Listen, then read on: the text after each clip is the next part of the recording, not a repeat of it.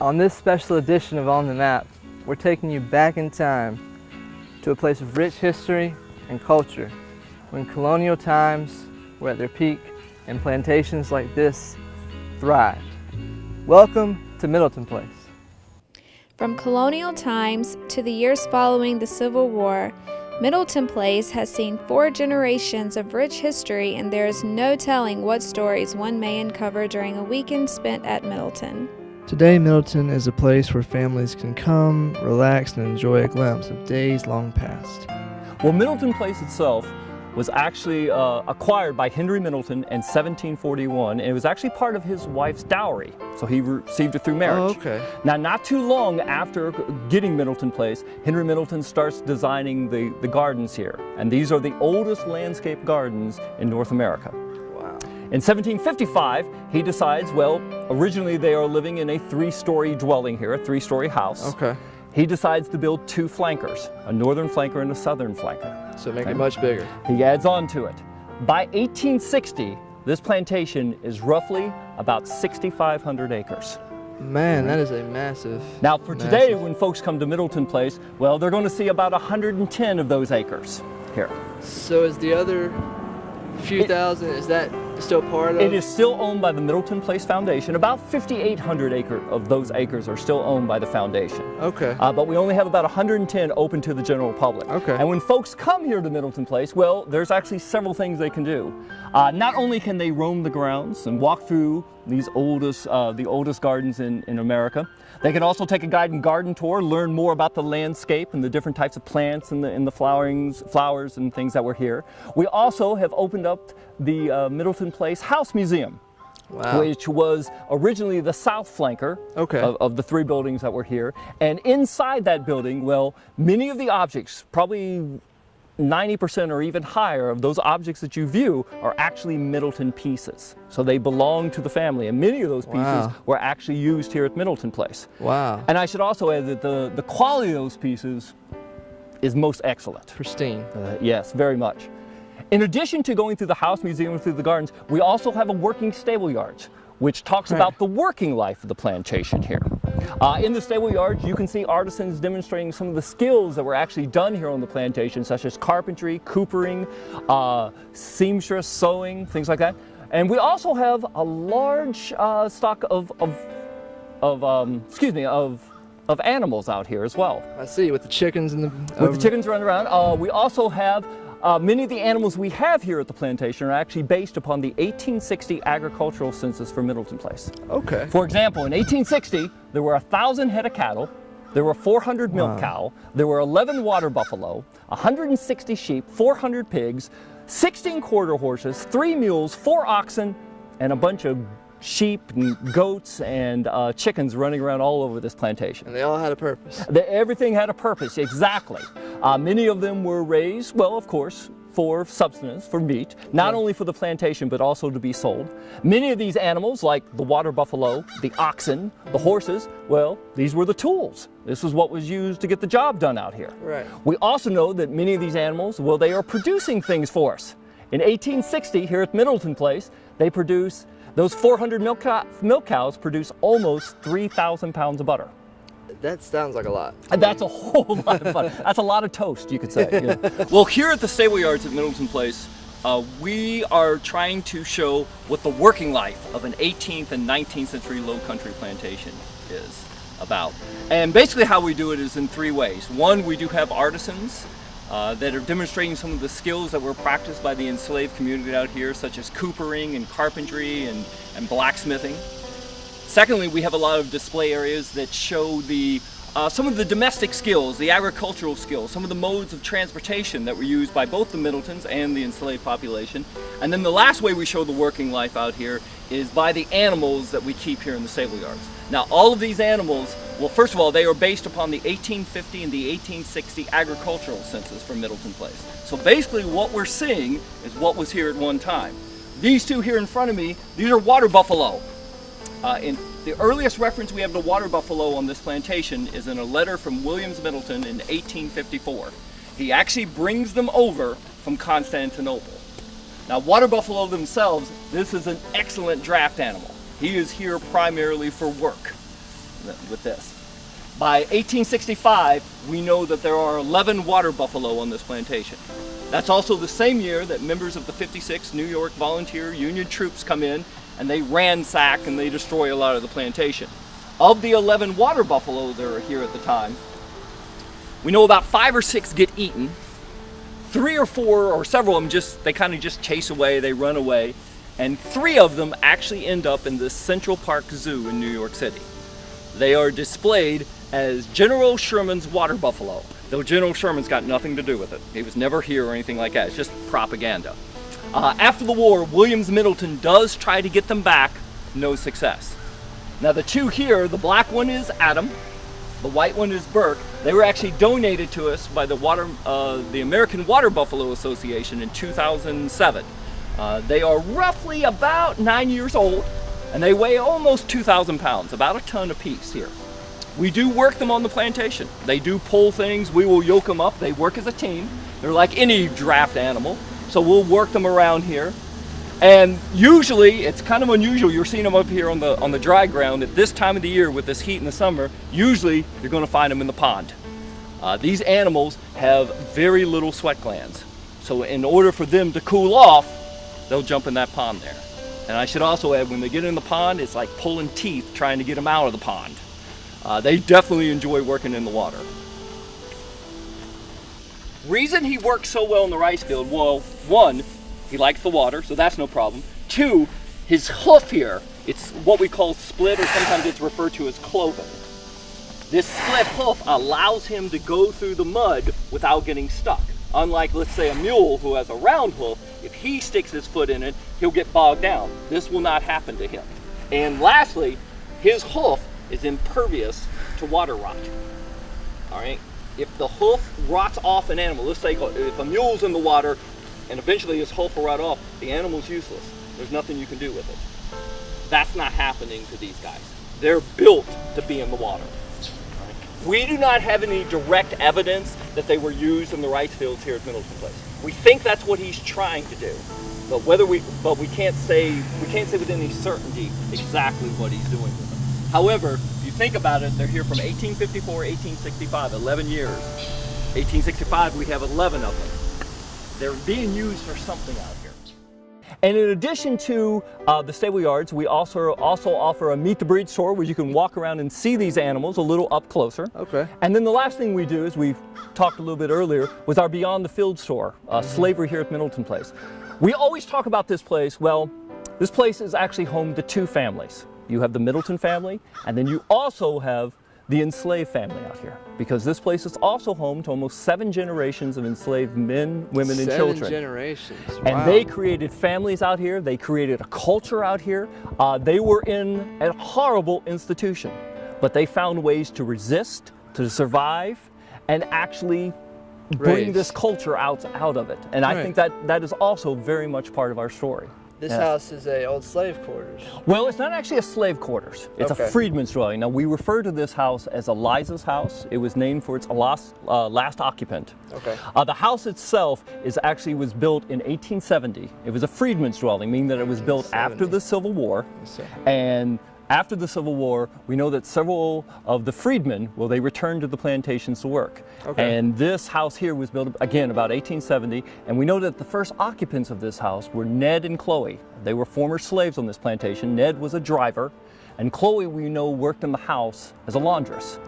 They lived in this dwelling, and they actually worked for the Middletons after the Civil War. Ned kind of worked here, took care of the grounds, and Chloe also assisted with that and also worked in the house as well as freedmen. Now, the house itself was actually lived up until 1984. The last occupant of the house, her name was Eliza Leach. She actually worked for the Pringle Smiths, and then when the plantation was open to the public in the 1970s, she became one of the first African-American interpreters out here. That's very interesting. Yes, after her death in 1986, the house, it was used for different things, for storage and offices, and then it was restored to the way it would have looked like in 1870 as a freedman's dwelling. And today we use this is our main focus on our interpretation of both African American history and also the interpretation of slavery as well here. And if you'd like, we could take a walk up to the house and kind of see the different sections of it. Sure, let's Okay. go. Let's walk up to the house. Okay. All right.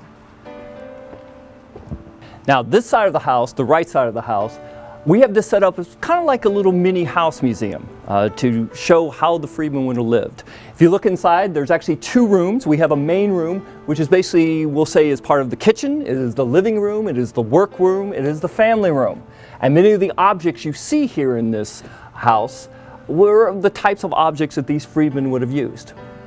And then we have one more room here, and that is one of the bedrooms here downstairs. The bedroom itself is also set up with a rope bed, a type that they would have used. And you can also notice just the size of the room, fairly small here. And then one other thing that this house does have, we know that there was a loft in this house.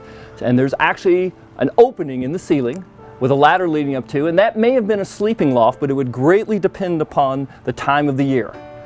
In the summer, maybe early fall, I highly doubt if anyone would have lived up there or slept up there because it is basically an oven. But in the winter, maybe the early part of the spring, it would be probably fairly comfortable. On this side of the house, well, this houses our main exhibit, Beyond the Field, Slavery at Middleton Place. And probably the jewel of the exhibit is this panel right here. This is a listing of slaves owned by the Middleton family from 1738 to 1865. There's approximately 2,800 names on this list. And keep in mind, this covers almost 130 years of history here. And if you look closely on the list, there's actually many things that we can learn about the enslaved population in the Middleton family plantation system. Number one, well, not only do we have names, we have families. For example, in 1793, you can see the family of Hercules and Jenny. They were a married couple. They were both house slaves here at Middleton Place, and they had 6 children. If you also look at many of the names, you'll see occupations. I think many times when many of us look at the enslaved population, we think of what we refer to as field hands. We think of them planting and harvesting crops, and that's all they do. And actually, they do much more than that. They do very skilled labor. If we were to look at the 1793 inventory list of Arthur Middleton here at Middleton Place, well, you'll see Caesar, the carpenter. You'll see Quaco, the blacksmith.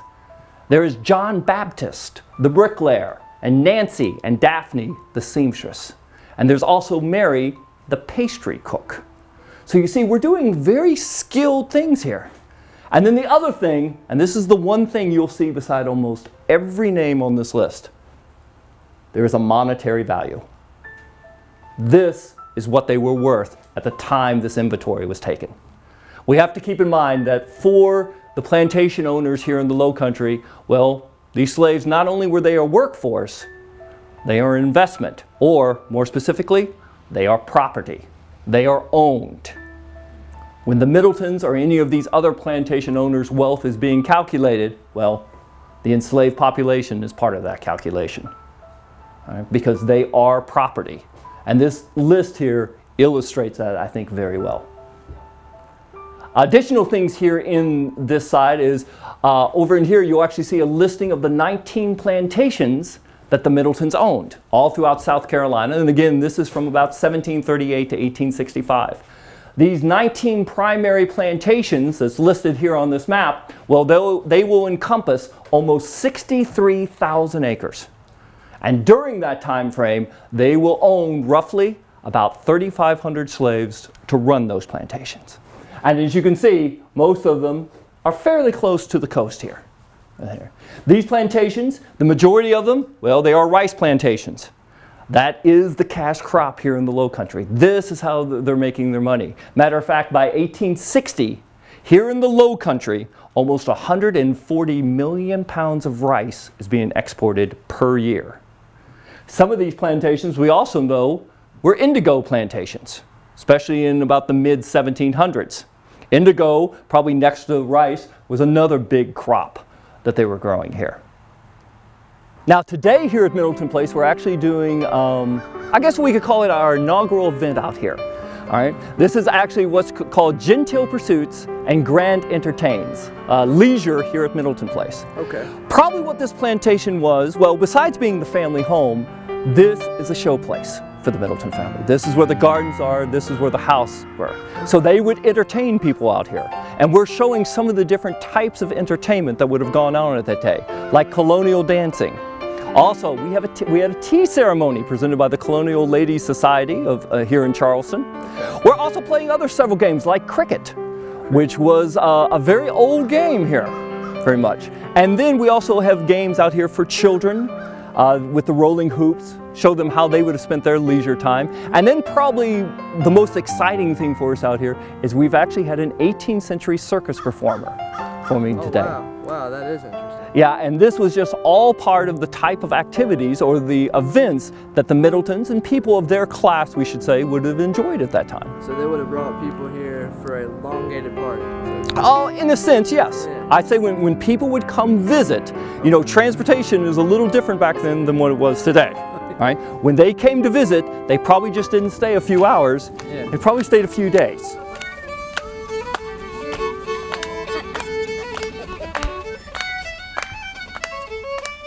In colonial times, dancing was of great value when it comes to entertainment. A proper affair, everyone learns how to dance from a dance master. Now we meet the dance master in the courtyard to find out more. Everybody stick their right hand in.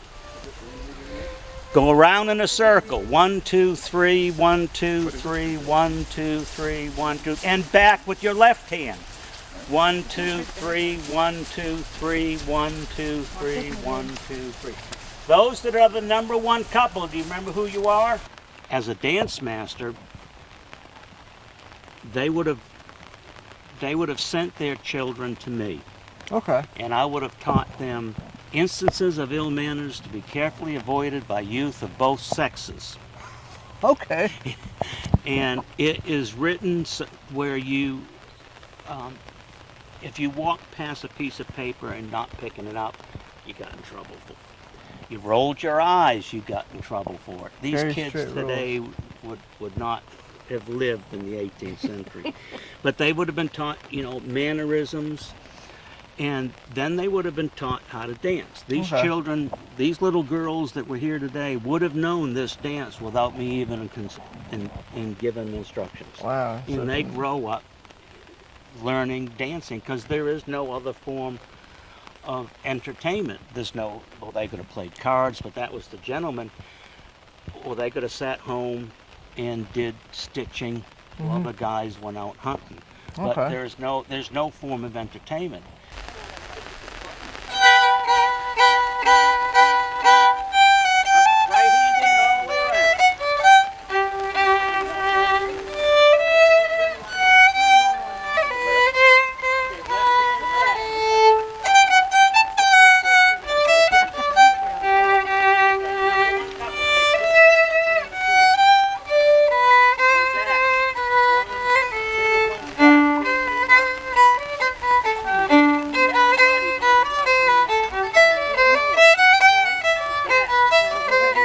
So then dancing is also a form of meeting, you know, a woman or a man back in the 18th century if you wanted to date or court. Yeah, you know, that's court. Court. If you wanted to court, you can't walk down the street like you can today and ask a woman out for a date.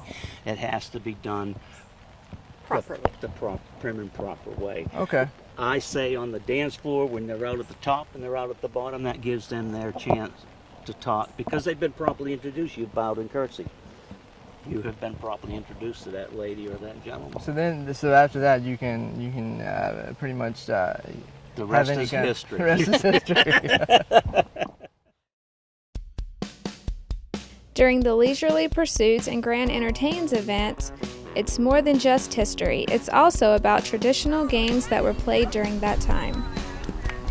Cricket was then, as it still is today, a fun game to play on a nice sunny day. Walking on stilts can also be a fun skill to pick up, but as Robbie will soon find out, it's not exactly easy. So one of the many fun things you can do here at Middleton Place, they have these great, I guess, toys, really, that young people used to play with and even older people used to use to entertain themselves with, like stilts, homemade stilts. You can probably make these at your house with just about any household wood. But anyway, I'm gonna try these out. I don't know how successful I'm gonna be at this. You want to try these?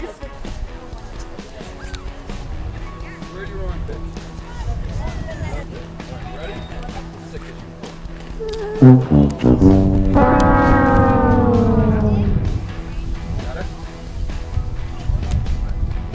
Isn't that working? While Robbie gets acclimated with the higher altitudes of stilt walking, anyone fancy a game of cricket? The origins of the game of cricket can be traced way back in time to the 15th century. It was then, as it is today, a great way to pass the time when the sun's out.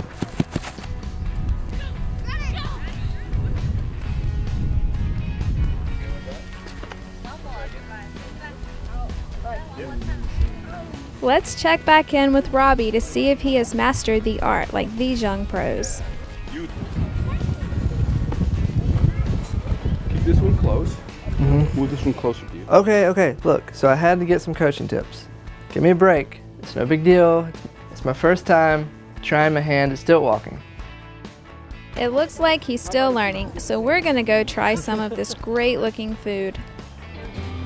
Basically what we're doing here today at Middleton Plantation is recreating our leisure games.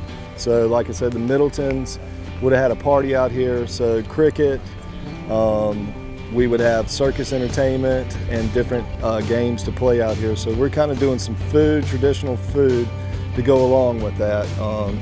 Collard greens would have been a staple here, boiled peanuts, we have a shrimp purloin. We smoke our own barbecue here, and that would have been something that would have been done at the time. And then we have what we call a chicken bog, which is basically another purloin. Purloins were real big. And being so, we use purloins because Middleton was known for rice. Middleton went over to Italy, snuck back a risotto because the colonists did not like the rice that was grown here, and he crossbred it, and that's where our Carolina Gold rice was born. This is basically like a guinea hen confit, and then it's stewed down. And we'll fold in the rice, and it'll absorb most of this liquid, and that's what a purloin is. And this would be our shrimp purloin. You would start out with sauteing the shrimp, dredge it with a little bit of flour because that's going to be your binder, and then we'll add the rice to it. And it's a tomato base. Things would have been cooked over coals and cast iron, so they would have made the cast iron here. The pots that we would cook with would be made on property. Everything was self-sustained, so basically it's Dutch oven style cooking over flames, and that's how we're doing our purloins. So they'll slow cook over. The rice is on the bottom, and it'll start to take the moisture up, and what you saw on the chafing dish that's what we'll get out of this. But it was all about being self-sustained.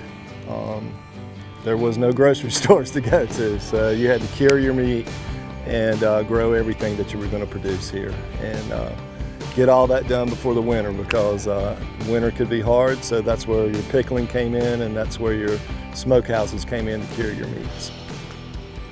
There's no way I can enjoy all this great food without Robbie, and I'm really worried that he's broken something since he's taking forever. So let's go see. This is actually fun. Yeah, it's actually fun. Once you get it, Whew. I saved it. It was just the getting started. What do you think? Thank you, sir. For the event today, the food has been prepared just as it would have been during colonial times. And I'm sure the food is just as great tasting today as it would have been back then. Next time on the Map, we continue our weekend getaway with a circus performance straight from the 18th century and a stay at the inn at Middleton Place. For full episodes, bonus content, and more, visit onthemaptv.com and follow us on Twitter at onthemaptv. For more information on Middleton Place and other events like this, visit our destinations page at onthemaptv.com and click on Middleton Place.